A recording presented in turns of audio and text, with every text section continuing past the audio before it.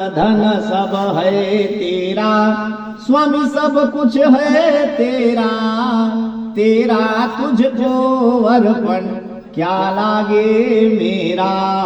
ओम जय जगदीश हरे। जो कुछ भी है सब तेरा है मेरा, मैं तो एक निमित्त हूं। कर्मण्येवाधिकारस्ते मा फलेषु कदाचन अभ्युत्थानं धर्मस्य तदात्मानं सृजाम्यहम्। आपने एक निमित्त बनाया और उस निमित्त बन करके महाराज मैं आपकी पूजा कर रहा हूं।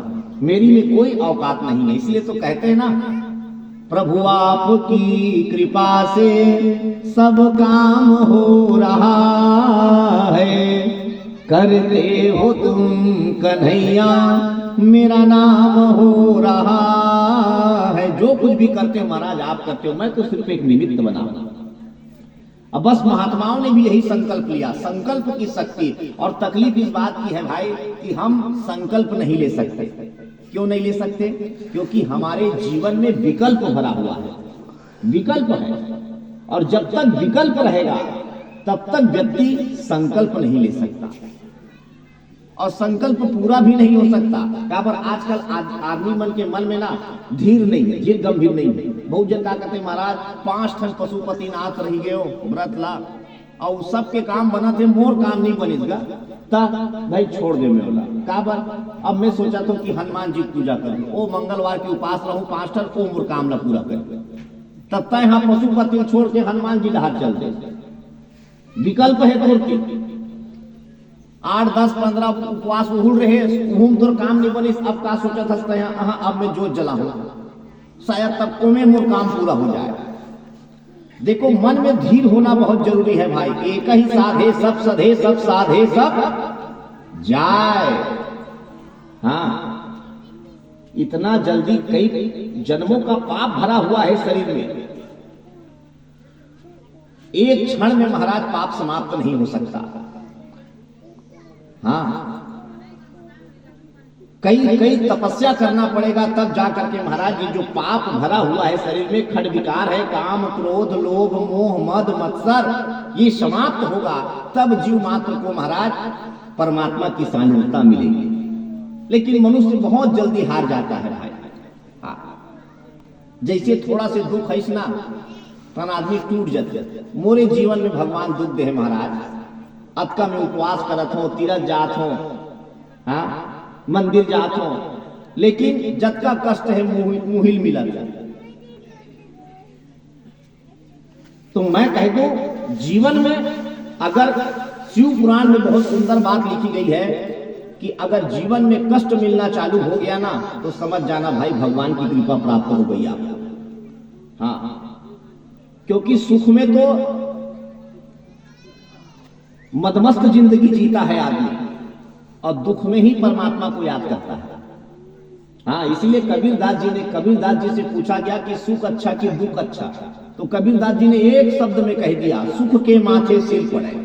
हाँ, पथरा गिरे कि सुख में। हाँ, काबर हरि को दे तो बुलाए। काबर सुख आते ना तो आदमी अनकंट्रोल हो जाते, बहक जाते और भगवान से दूर हो जाते। ओकरे सिद्धि की सुख के माथे सिल पड़े, हरि को दे तो भुलाए और बलिहारी व दुख की जो पल पल नाम जपाए। आदमी खटिया में पड़े है तभी भगवान ने याद करते, हे राम हे राम हे राम हे राम हे राम।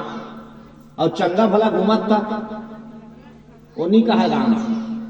हाँ, इसीलिए कहा गया दुख में ही व्यक्ति भगवान को याद करता है। जब भगवान कन्हैया कथा सुनेंगे आप आगे, भगवान कन्हैया जब हस्तिनापुरी से युधिष्ठिर को राजगद्दी पर बिठाए और राजगद्दी पर बिठा करके भगवान विदा लेकर के जाने लगे तो कुंती बुआ बीच रास्ते पर खड़ी हो गई। जैसे भगवान कन्हैया देखे, भगवान कन्हैया दारुक से कहे कि दारुक रथ रोक, सामने बुआ खड़ी है। दारुक रथ रोका, भगवान नीचे उतरे, बुआ कुंती के पास जाकर के कहने लगे कि बुआ बीच रास्ते पर क्यों खड़ी है, क्या चाहिए? कुंती ने कहा बेटा मैं तुमसे कुछ मांगना चाहता हूं। भगवान ने कहा बुआ जब तक मैं तुम्हारे साथ था तब तुम कुछ नहीं मांगी और आज विदा के अवसर पर तुम मांग रही हो। और एक बात कहूं बुआ, आपको मांगने में देरी हो सकती है लेकिन कृष्ण को देने में देरी नहीं होगी। और प्राण प्रिय ते कछु नाही, प्राण से प्रिय कोई वस्तु नहीं है, बोलो तो निकाल के दे दूं।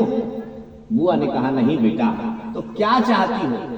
कुंती ने कहा बेटा मैं बस यही चाहती हूं कि विपदा नहीं वसंतो तत्र तत्र जगत गुरु, मेरे आंचल पे दुख दुख दे दो बेटा, मैं दुख मांग रही हूं। भगवान अवाक हो गए। भगवान ने कहा बुआ ये तुम क्या मांग रही हो? अरे लोग मुझसे पद मांगते हैं, प्रतिष्ठा मांगते हैं, धन मांगते हैं, ऐश्वर्य मांगते हैं, संपत्ति मांगते हैं, संतति मांगते हैं, और आप दुख मांग रही हो? कुंती ने कहा हाँ बेटा मैं दुख मांग रही हूं। क्यों? क्योंकि जब जब हमारे जीवन में दुख था कन्हैया तुम हमारे साथ थे।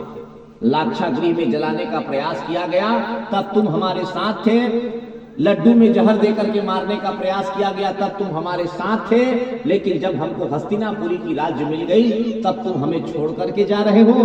तो ऐसा सुख का कोई प्रयोजन नहीं, जहां पर परमात्मा नहीं वो सुख से कोई प्रयोजन नहीं। सुख कहां है?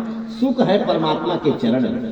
इसीलिए भगवान शंकर, मां पार्वती ने भगवान शंकर से पूछा कि आज भगवान शंकर ने मां पार्वती से कहा कि पार्वती उमा कहूं मैं अनुभव अपना, सत हरि भजन जगत सब सपना।